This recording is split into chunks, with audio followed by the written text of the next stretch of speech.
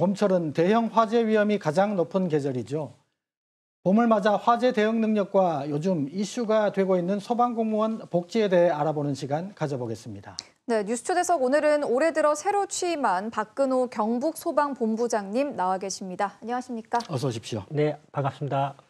본부장님 취임하신 지 2달 정도 되셨는데요. 앞으로 네. 어떤 사업에 주력하실지 어떤 계획이 있으시다면 좀 간략하게 설명 부탁드립니다. 네, 여러 가지가 있겠지만 제가 중점적으로 추진하고 싶은 사항은 요즘에 전기차가 계속 많이 보급되고 있지 않습니까? 네. 그런데 그 전기차 화재 진압이 정말 힘듭니다. 보통 자동차 화재보다 한 16배 정도 시간이 걸리는 걸로 판단되고 있고 네. 거기다가 국민들도 전기차 화재에 대해서 상당히 불안하게 생각하고 있습니다. 네.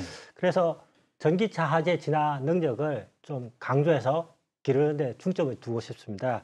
그래서 이동식 소화수조라든지 지식 소화포 등 전기차 진화 장비를 계속해서 보강할 예정입니다. 그리고 우리 대원들도 그 전기차 화재 진화 훈련을 주기적으로 실시해가지고 그 대응 능력을 좀 키우고 특히 그 여건이 허락된다면 네.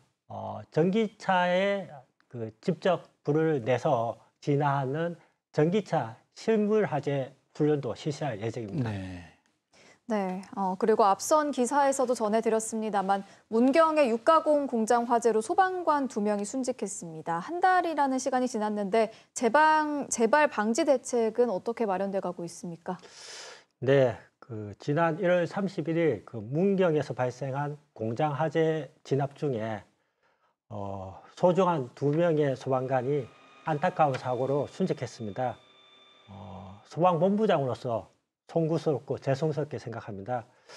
순직 사고 발생 후에 경북소방본부에서는 사고 원인을 분석하고 여러 가지 재발 방지 대책을 검토하고 있습니다만 지난 2월 5일부터 30일간 그 소방청 주관으로 소방기술사 등 외부 전문가와 그 소방노조원들이 참여하는 민간 합동조사단을 구성해서 화재 원인 그리고 그 순직사고가 발생하게 된 원인 그리고 재발 방지 대책까지 모든 것을 종합적으로 조사하고 있습니다.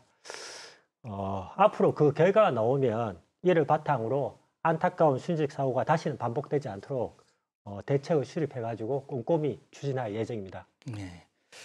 여러 재난 현장에서 사실 가장 먼저 출동하는 분들이 소방 공무원들이지 않습니까? 네, 그렇습니다. 그러다 보니 참 말로 표현할 수 없을 참혹한 모습을 많이 목격하실 것 같은데 그러다 보니까 소방 공무원들의 심리 건강 문제가 많이 좀 염려가 됩니다. 지원은 어떻게 이루어집니까?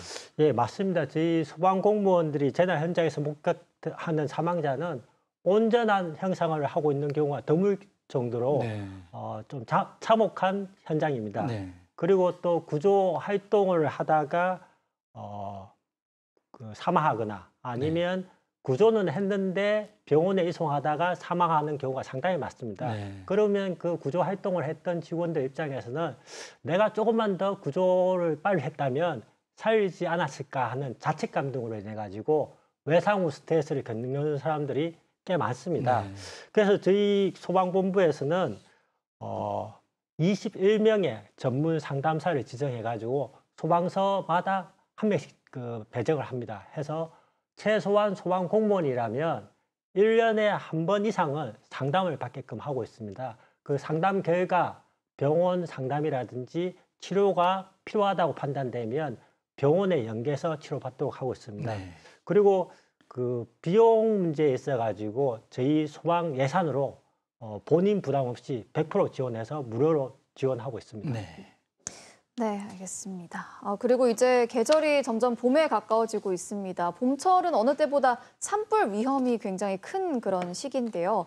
이를 방지하기 위해서 119 산불 특수 대응단을 신설했다고 하는데 운영 계획은 어떻게 됩니까? 예, 지난 2022년 그 3월 달 울진에서 발생한 산불로 인해 가지고 18,000헥타르의 산림과 300채 이상 되는 주택이 소실되는 어마어마한 피해를 남기고 네. 장장 9일 동안 불이 타다가 진화되었습니다.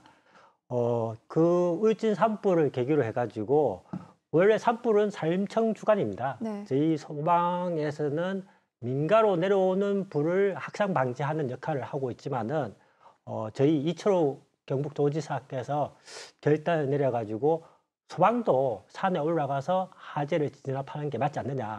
화재 전문가는 소방관인데 왜 소극적으로 하냐. 네. 이런 그 판단에 의해 가지고 119 산불 대응단을 작년에 전국 최초로 경북에만 지금 발대했습니다. 발대가 운영하고 있는데 작년 한 해 운영했는데 경북에서 발생한 작년 산불을 24시간 내에 다 주부를 진화했습니다. 네. 그리고 특히 작년 7월에는 캐나다 산불이 나가지고 저희 그 경북 소방본부의 산불 진화 대가 한 달간 출동을 해가지고 산불을 진압했습니다. 그 현지에 가가지고 현지에는 뭐 각 나라의 모든 산불 진화하는 사람들이 다 모였습니다. 네. 뭐 미국이라든지 프랑스라든지 다 왔는데 네. 저희 소방대가 정말 산불에 대해서는 잘 끈다는 이런 평가를 받고 왔습니다.